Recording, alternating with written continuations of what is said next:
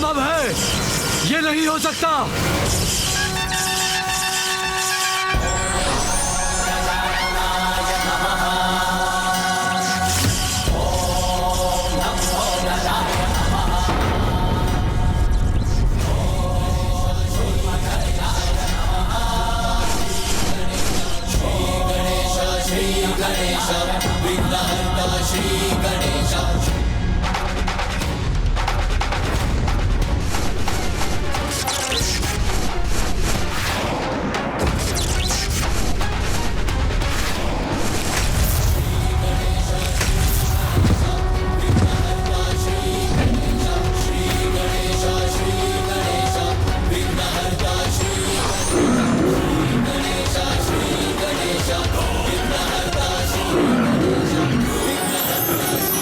वक्रतुंड महाकाय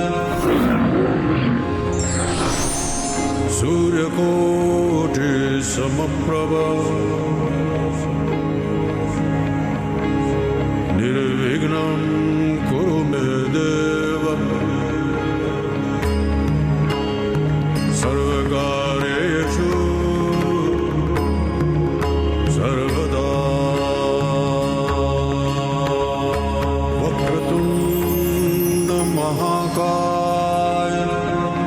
दंभासुर, संसार का प्रत्येक अहंकार तो नष्ट होकर ही रहता है। मैं अपने इस स्वरूप में अहंकार का सर्वनाश करता हूँ। सत्य कहा प्रभु, मेरा अहंकार नष्ट हुआ और मैं सत्य को जान पाया। ये आपकी कृपा है प्रभु।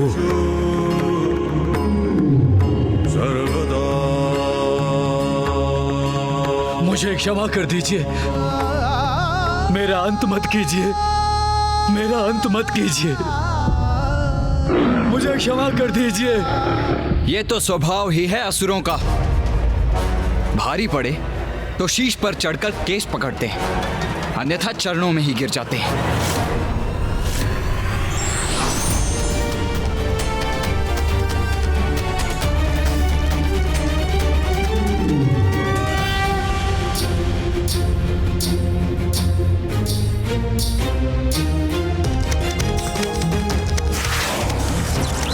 देवताओं द्वारा उत्सर्जित शक्ति अब भी कैलाश की ओर बढ़ रही है। उसे किसी प्रकार से नष्ट करना होगा हमें।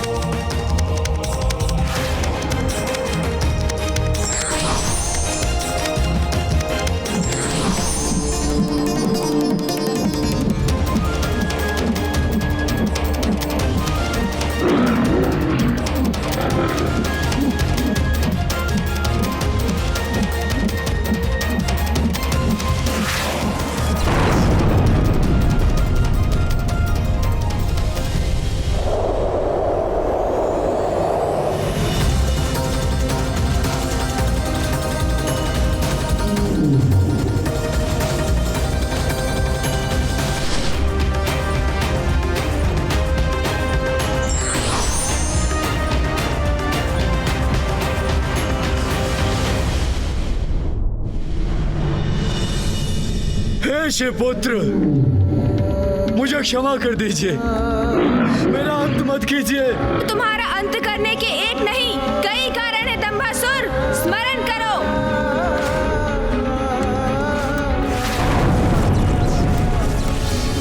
अब से कैलाश का अधिपति मैं हूँ, केवल मैं। बिना मेरी अनुमति के कैलाश में कोई प्रवेश नहीं कर सकता। कैलाश असुरों का है। तुम्हारा अपराध अक्षम्य है दंभासुर।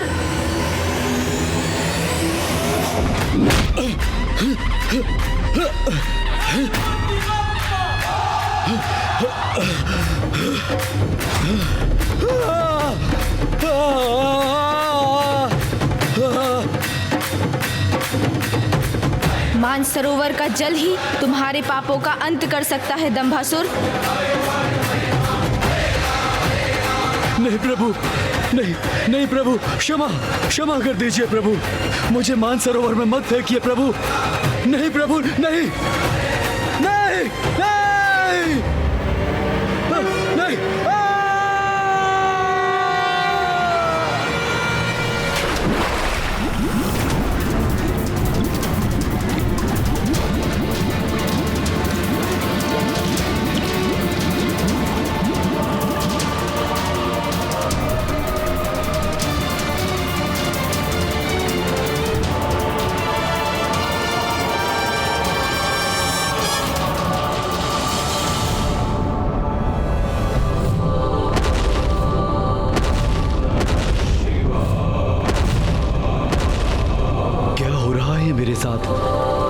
कैसी अद्भुत अनुभूति हो रही है। ध्याये नित्यं महेशं रजतगिरिनिभं चारुचन्द्रावसन्तं पद्मासीनं समन्तात् स्तुतममरगणैर्व्याघ्रकृतिं वसानं विश्वाद्यं विश्वबीजं निखिलभयहरं पंचवक्त्रं त्रिनेत्रम्।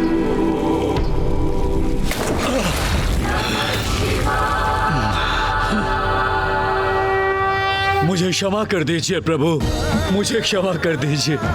मुझसे बहुत बड़ी भूल हो गई है, मुझे क्षमा कर दीजिए। किंतु मेरा तो सर्वत्र नष्ट हो गया प्रभु। मेरे पुत्र जो मेरा अहंकार थे, आपने उनका भी वध कर दिया। तुमने अपने पुत्रों और अपने अहंकार से कैलाश को हानि पहुंचाने का प्रयास किया और जिसके कारण इतने निर्दोष असुरों का अंत हुआ। और अब उसी अहंकार के कारण तुम्हारा भी अंत होगा दंभासुर। अब अपनी मृत्यु के लिए तत्पर हो जाओ। पुत्र गणेश, क्षमा कर दीजिए प्रभु, क्षमा कर दीजिए।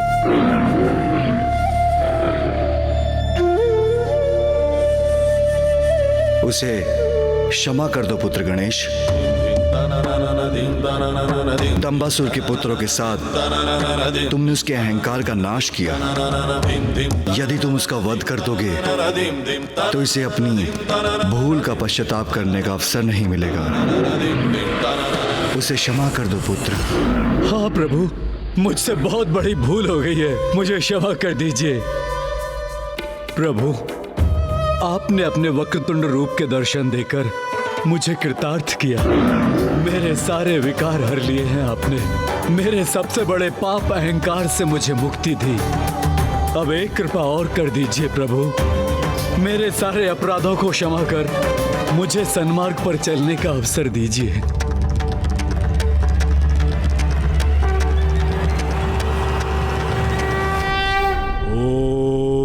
वक्रतुंडाय नमः।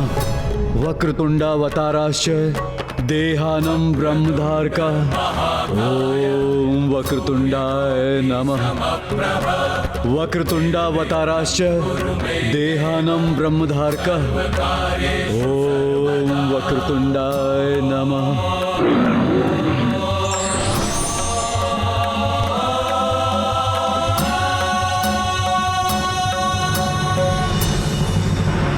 मेरा ये वक्रतुंड स्वरूप अहंकार को नष्ट करने के लिए है, किंतु जो अपनी भूल स्वीकार कर सुधरने की चेष्टा करेगा, मैं उसे उसका अवसर भी अवश्य दूंगा। ये तुम्हारा सौभाग्य है कि तुम कभी महादेव के आसन पर स्थित नहीं हुए, अपितु सदैव उनके चरणों में आसन ग्रहण किया और मेरी स्तुति गाकर तुमने मुझे प्रसन्न किया। अन्यथा तुम्हें क्षमा करना असंभव हो जाता। जाओ दंभासुर, अपने इस अवसर का उचित प्रयोग करो। सत्कर्म करते हुए अहंकार रहित जीवन व्यतीत करो। मैं धन्य हो गया प्रभु, मैं धन्य हो गया। आपको कोटि कोटि प्रणाम प्रभु।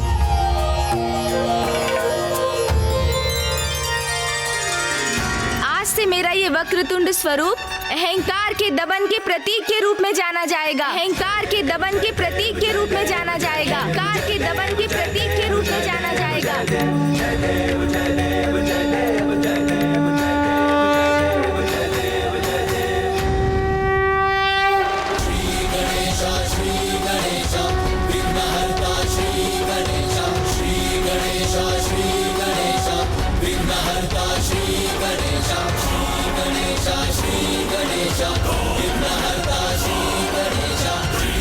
वास्तविकता में अहंकार व्यक्ति का सबसे बड़ा शत्रु है, जो अवसर पाते ही प्रबल होकर भिन्न भिन्न रूप लेकर हमें अपने वश में कर लेता है। किसी को धन का अहंकार है तो किसी को सौंदर्य का, विद्या का, वाहन का, शक्ति का, और किसी किसी को तो भक्ति का भी अहंकार हो जाता है। कारण जो भी हो, अहंकार तो सदैव पतन की ओर ही ले जाता है। इसलिए हमें अहंकार को कभी अपने भीतर नहीं आने देना चाहिए।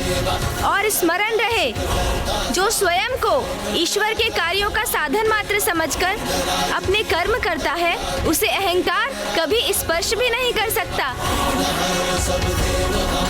और अहंकार का ये विष मात्र असुरों को ही नहीं, देवताओं पर भी हावी हो सकता है।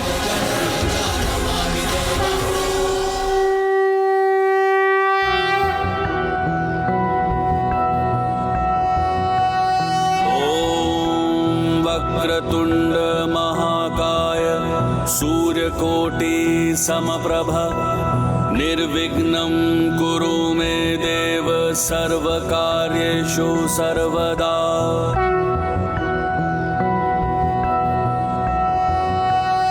ॐ वक्रतुंड महाकाय सूर्यकोटि समप्रभ निर्विघ्नं कुरु मे देव सर्वकार्येषु सर्वदा।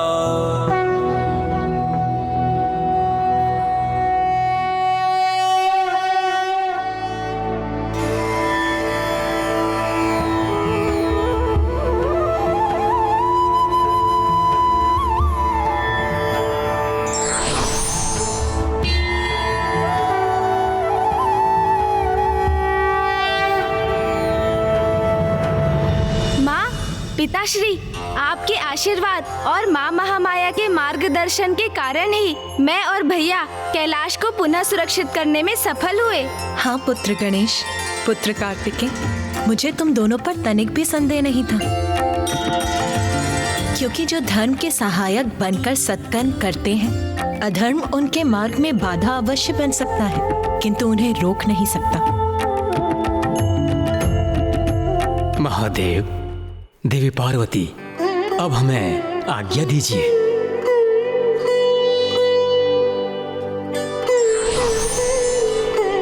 महादेव, अब हम सबको भी आज्ञा दीजिए।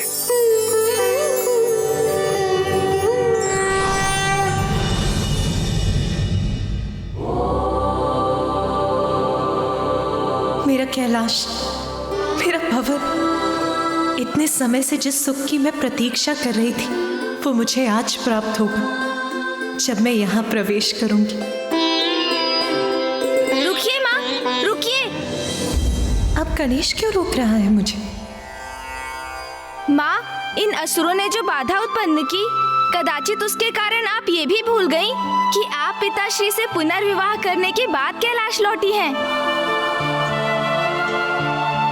हाँ माँ, और नवविवाहिता तो विधि अनुसार ही गृह में प्रवेश कर सकती है ना। तो आप यहीं रुकिए माँ, तनिक प्रतीक्षा और कीजिए, भैया और मैं अभी आए।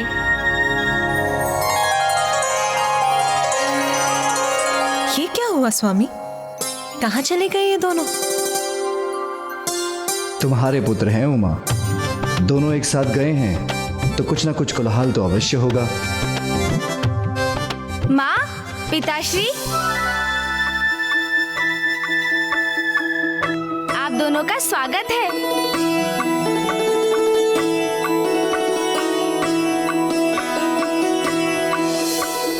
मेरे स्वागत में मेरे पुत्र और गण इतनी सुंदर व्यवस्था करेंगे, मैं तो इसकी कल्पना भी नहीं कर सकती थी। आइए माँ, अब आगे बढ़िए। चलिए पिताश्री।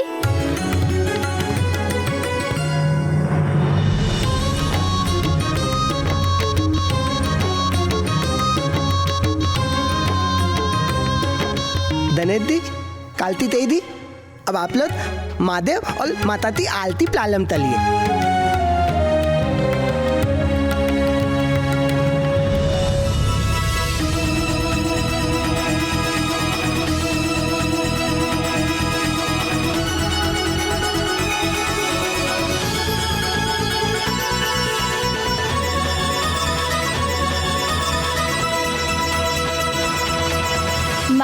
अब अपना दाहिना पाँव बढ़ाकर इस कलश को एक मंद ठोकर से उलट दीजिए, फिर अपना पाँव भीतर रखिए। अच्छा पुत्र गणेश, तुम तो सभी विधि विधान में बहुत निपुण हो गए हो। इसका श्रेय तो मामी जी और बुआ जी को जाता है माँ। उन्होंने ही मुझे सब कुछ विस्तार से समझाया है। माता,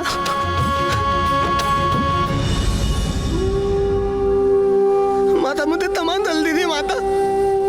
माता मैं और अन्य दिन आते तो आते तब प्रबंध चल रहे थे, किंतु ये अतुल माता इंतजार तब अधूरा ले दिया माता। मुझे तमाम दल दीजिए माता। कोई बात नहीं तोतला जी, इसमें आपका कोई दोष नहीं है, किंतु आपने जो कुछ भी किया मैं तो उसी से बहुत प्रसन्न हूँ।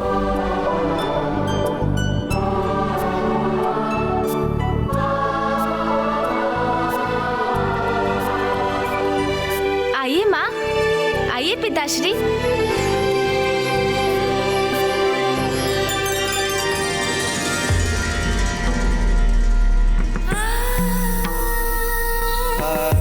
तुमसे रिक्त मेरे अपूर्ण जीवन को आज तुमने पुनः पूर्ण कर दिया उमा।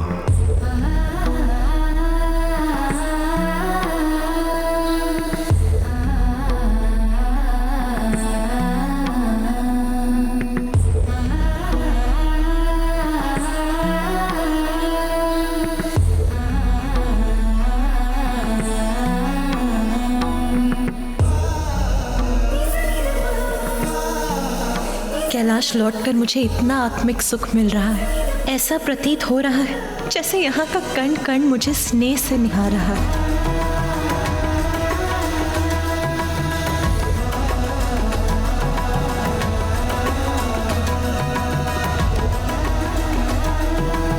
सर्वप्रथम मैं प्रभु की पूजा और अभिषेक करूंगी।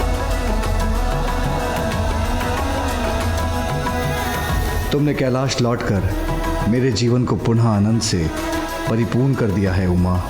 नाथ, आनंदित तो मैं हूँ। अब मेरे समस्त कष्ट दूर हुए, पुनः सुखों से भर गया मेरा जीवन। माँ के लौट आने से, हमारे संपूर्ण परिवार के कैलाश में एकत्रित होने से मेरा हृदय तृप्त हो गया। सत्य है, अंत भला तो सब भला।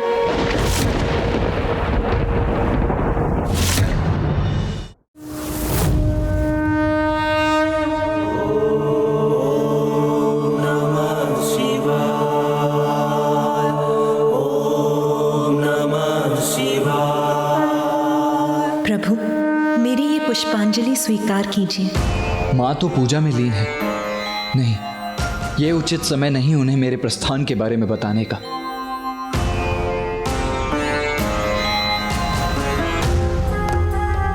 पूर्व में जब माँ से कहा था तो वो क्रुद्ध हो गई थी। अब कैसे उनके समक्ष अपनी बात रखूं मैं? पुत्र कार्तिकेय। माँ मैं ये कहना चाह रहा था। ये देखो, इसे यहाँ किसने रखा? इसे तो यहाँ होना चाहिए था। अरे अरे माँ, ये आप क्या कर रही हैं? मैं हूँ ना। ओह, माँ का मन तो अभी भी सामान्य नहीं। कैसे कहूँ उनसे, कहीं वो क्रुद्ध न हो जाएं। लीजिए माँ, उचित है ना अब? उचित तो कुछ भी नहीं है पुत्र। इस कक्ष की अवस्था तो देखो, यहाँ तो सभी कुछ अस्त व्यस्त है। मुझे ज्ञात है पुत्र, मेरी अनुपस्थिति में नंदी और गण सब कुछ व्यवस्थित रखने का प्रयास कर रहे थे, किंतु कोई बात नहीं, अब मैं आ गई हूँ ना, अब मैं सब व्यवस्थित कर दूंगी। हाँ माँ, और इसमें मैं आपकी सहायता करूँगा। और भैया भी है ना? भैया, आप भी माँ का हाथ बटाएंगे ना? हाँ गणेश, किंतु माँ वो शुभ कार्य में विलंब क्यों? मुझे अभी प्रारंभ करना चाहिए।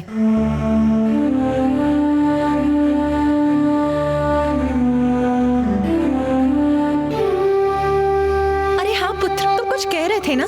कहो पुत्र। माँ, मुझे अब प्रस्थान करना होगा।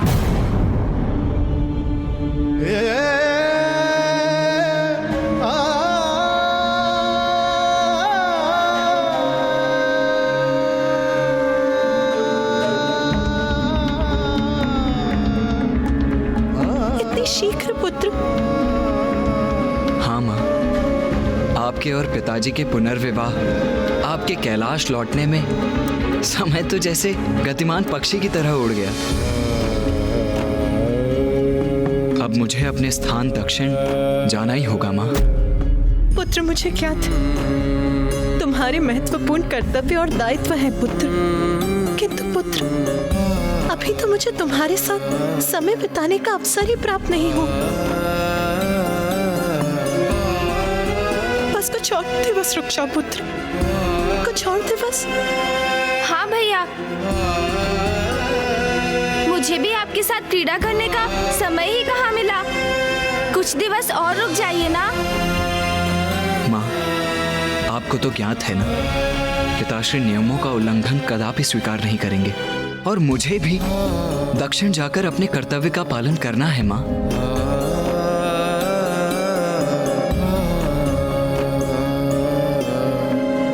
इसलिए मुझे अब जाने की अनुमति दीजिए माँ। प्रणाम माँ। तुम्हारा जाना हमें दुखी अवश्य करेगा पुत्र, किंतु तुम्हारी माँ को तुम पर गर्व है पुत्र।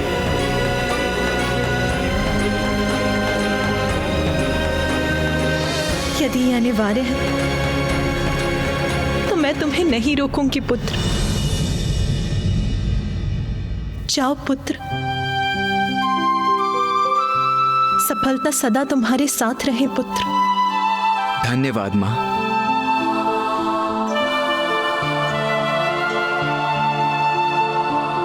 भैया भैया, कुछ दिवस रुकिए ना, बहुत आनंद आएगा।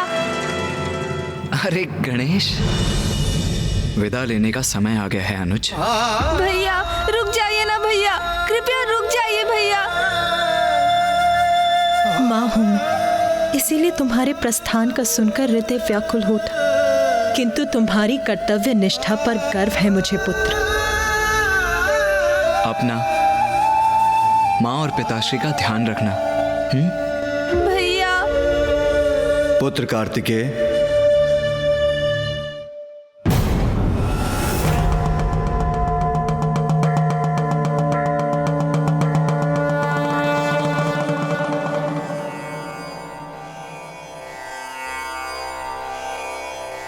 पुत्र कार्तिकेय, मां को सुख पहुंचाना भी तुम्हारा ही कर्तव्य है।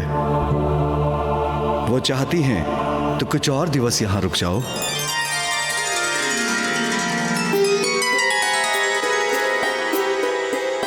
अवश्य पिताजी, जैसी आपकी आज्ञा।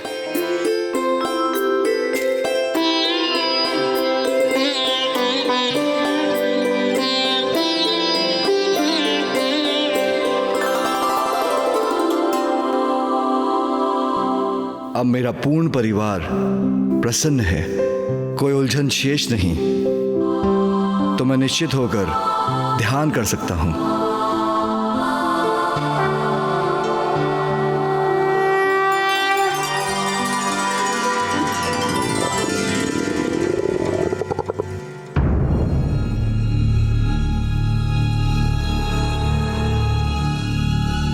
ये ध्वनि कहां से आ रही है?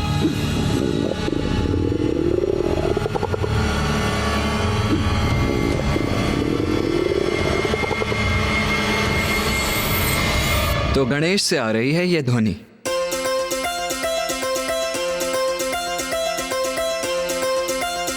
अरे ऐसे विस्मय से क्यों देख रहे हैं आप दोनों मुझे? वो माँ, इतने दिनों से मेरा कुछ पोषण नहीं हुआ ना, उदर में कुछ नहीं गया, इसीलिए मेरा ये उदर इतनी तीव्र प्रतिक्रिया दे रहा है।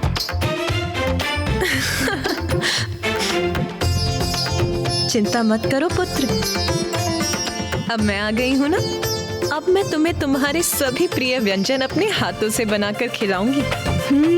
माँ के हाथ से व्यंजन, उसकी तो कल्पना से ही मेरे मुख में पानी आ गया।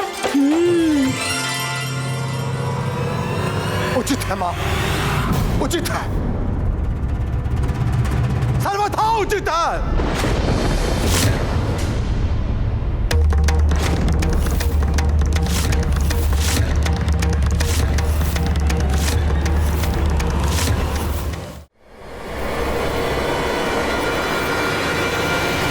मेरा प्रणाम स्वीकार करें। प्रणाम ऋषिवर अंगीरस। प्रणाम ऋषिवर। प्रणाम ऋषिवर। माँ का हृदय अपनी संतानों में भेदभाव नहीं करता जगत जननी। आप अपने पुत्रों को स्वयं अपने हाथों से स्वादिष्ट व्यंजन बनाकर खिलाएं, जबकि आपकी अन्य संतानें भूख प्यास से त्रस्त होकर अपने प्राण गंवाने पर विवश हो रही है। ये कहाँ का न्याय है माते?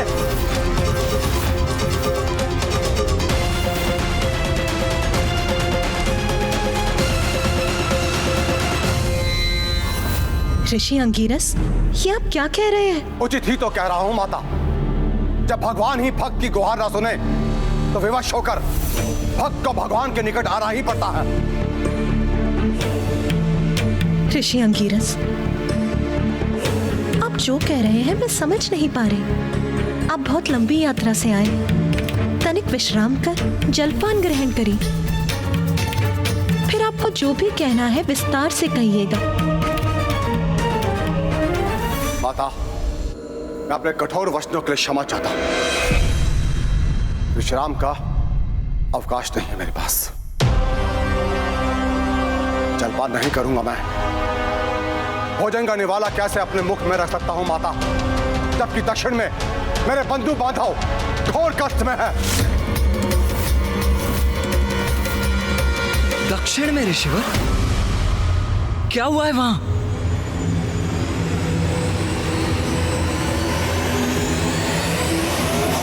रक्षा कीजिए, रक्षा कीजिए, कोई हमारी रक्षा कीजिए। हम मृत्यु को प्राप्त। इतनी व्यथा, ऐसा रुदन, क्या कारण है इसका?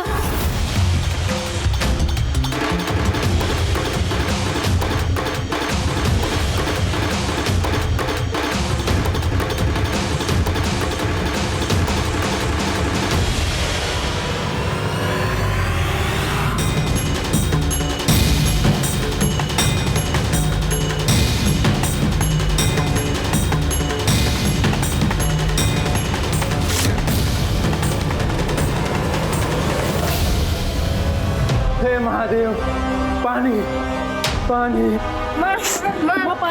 पानी। अपनी संतानों का दुख देखा नहीं जाता। खाने के लिए एक अन्न का दाना भी नहीं है। प्रभु कुछ कीजिए प्रभु, बच्चे भूख से विलख रहे हैं। कुछ कीजिए प्रभु।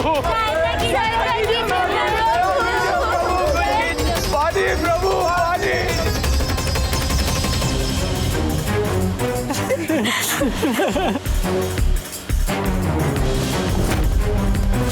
महादेव, हम दुखियारों पर दया करो महादेव। अब तो प्रथम पुत्र गणेश ही सबके विघ्न हरते हैं। हमारी पुकार सुन, हमारे जीवन का विघ्न हरेंगे। प्रभु, हमारे प्रभु।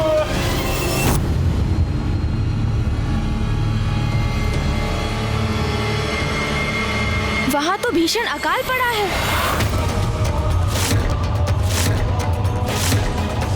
अकाल?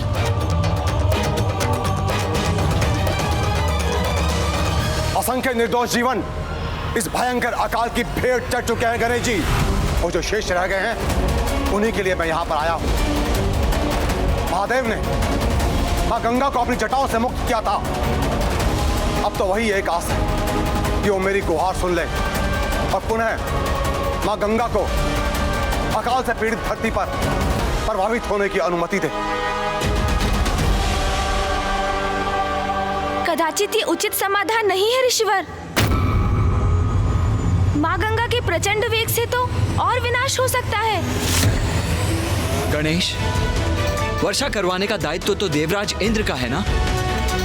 तो तुम उन्हें बुलाकर क्यों नहीं पूछ लेते कि वो वहां वर्षा क्यों नहीं करवा रहे हैं? हाँ पुत्र गणेश, यही उचित रहेगा। ऋषिवर, आप निश्चिंत रहिए। मैं इस समस्या का समाधान शीघ्र ढूंढूंगा। और जो जीवन अकाल से त्रस्त हैं, वो जब तक भोजन नहीं पाते तब तक मैं भी भोजन का एक निवाला भी ग्रहण नहीं करूंगा। ये मेरा प्रण है, ये मेरा प्रण है, ये मेरा प्रण है।